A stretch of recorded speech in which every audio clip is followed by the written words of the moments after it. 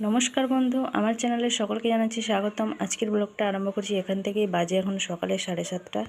আর শুনু ঘুম থেকে উঠে বিছানায় যে গড়াগড়ি খাচ্ছে, এখনও উঠেনি। বলছে আমি 7:30 বাজলে উঠবো। 7:30 তো বেজে গেছে, এবার উঠে পড়ো,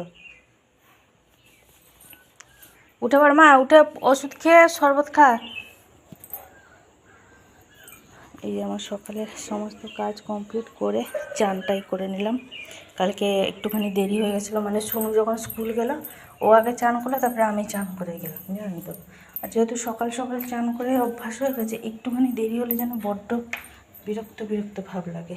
এই যে কালকে সেই যে লাউটা এনেছিলাম একদম ছোট্ট দেখে, মা বলছিল কী সুন্দর ছোট্ট লাউ, বুড়ো। এই যে কাটতে সব সে বীজগুলো ছিটকে চলে যাচ্ছে। আর কলমি শাক এনেছিলাম, কলমি শাকটা ভাজা করবো। ওই জন্য কী আর করবে মা, ওই জন্য দোকানে গেছে সয়াবিন আনতে। এদিকে এই যে ভাতটা বসিয়ে দিয়েছিলাম, ভাতটা বেশ ফুটেই গেছে। তো শোনো, আজকে টিফিনে নিয়ে যাবে হচ্ছে লুচি আর ছোলার ডাল। টিফিনে আজকে নিয়ে যাবে। হাসির কথা শোনো, কালকে রাত্রিবেলা আমি ছোলা ডালটা ভিজাতে ভুলে গেছি, তো মনে নেই। আর আমার ঘুমিয়ে পড়েছিলাম, তো ভোর ভোর মানে তখন ওই ভোর না, তখন ওই 2:45 হয়েছে। তখন আমার ঘুমটা ভাঙলো। তখন হঠাৎ মনে পড়ে গেল যে হায়, আমি তো ছোলা ডালটা ভিজিয়ে আনিনি রাত্রিবেলা। ওই 2:45 সময় এসে আবার ছোলা ডাল ভিজে আবার গিয়ে ঘুমিয়েছি, জানেন তো। সকালবেলা এটা মাকে বলছিলাম, মা হাসছিল। শোনো খাবে বলেছে, ছোলা ডালটা না ভিজে রাখলে কীরকম একটা লাগে না, সঙ্গে সঙ্গে ভিজালে।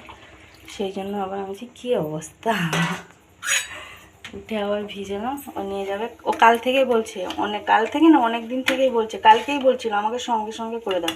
সঙ্গে সঙ্গে কি না ভিজলে কীরকম একটা লাগে না ডালটা, ওই জন্য বেশ দেখছি বেশ সকালবেলা যেমন রাত থেকে ভিজানো হচ্ছে, বেশ ফুলে ফেলে গেছে। তো লুচি আর ছোলার ডাল নিয়ে যাবে। আর এদিকে এই যে ওর জন্য ভুসি আর মিশ্রির শরবত রেখেছি, এটা হচ্ছে সোনুর জন্য, সোনু খাবে। তো আমরা খেয়ে নিয়েছি মা আর আমি। তো মা গেছে সয়াবিন আনতে, সয়াবিনের তরকারি হবে, সয়াবিন আলুর তরকারি আর কলমি শাক ভাজা।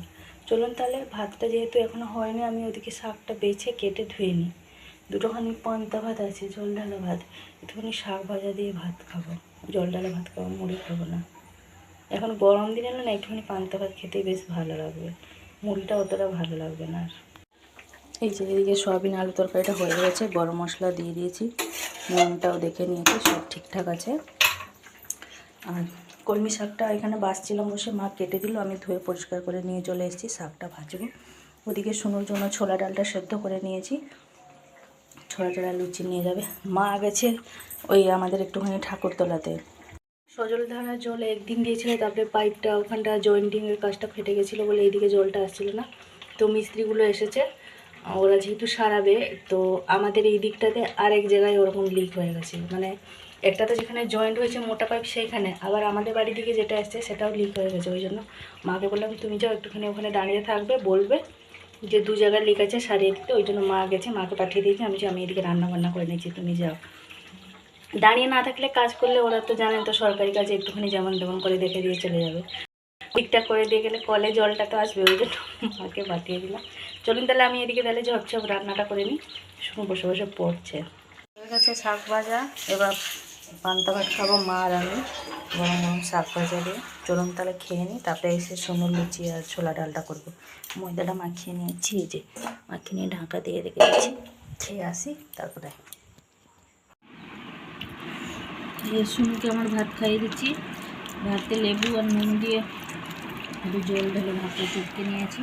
এদিকে নিয়েছি শাক ভাজা, কলমি শাক ভাজা, সয়াবিন আলুর তরকারি। বলছে মা শাকটা, সোনু বলছে কলমি শাক ভাজাটা ভালো লাগছে, অনেক দিন পরে হয়েছে বলে ওই জন্য ভালো লাগছে।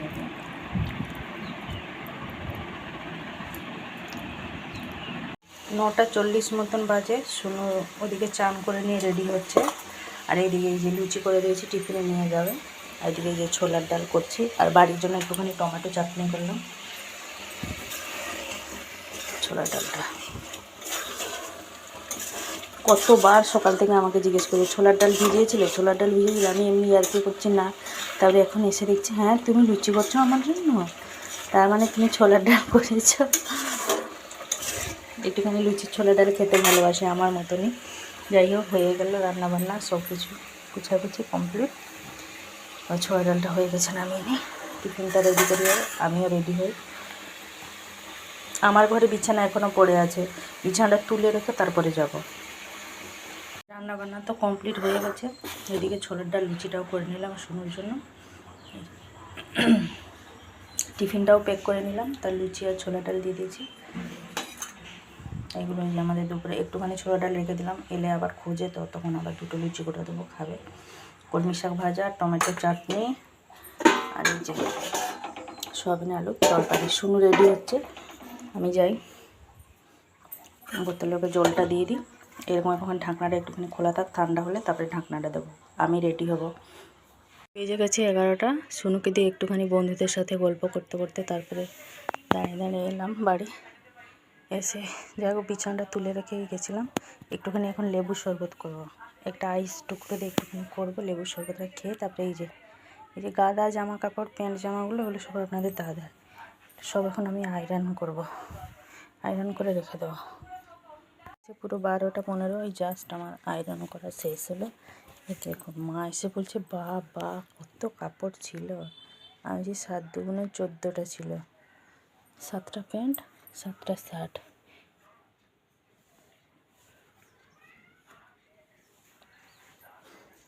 হয়ে গেছে আয়রন করে, এবার একটুখানি বসবো। দাঁড়িয়ে দাঁড়িয়ে তখন থেকে আমার কোমরে যন্ত্রণা হয়ে গেছে। এই যে কাপড় চোপড়গুলো সব আলমারিতে গুছিয়ে রেখে দিয়েছি। এদিকে বাইরেও যে সমস্ত কাপড় চোপড় শুকনো ছিল তাকেও এসে শুকনো করে নিয়ে এসে ভাঁজ করে রেখে দিয়েছি। পুরো পাক্কা 12:30টা বেজে গেছে। তো এখন আর আপাতত কোনো কাজ নেই, দেখতে দেখতে 12:30টাই বেজে গেল। এখন একটুখানি শুয়ে থাকবো বিছানায়, যখন সবাই আসবে তখন খেতে দেবো সবাইকে। আজকেও তো সন্ধ্যে 4টের সময় ছুটি, সোম মঙ্গল বুধ 3 দিনই পর পর 4টেই ছুটি।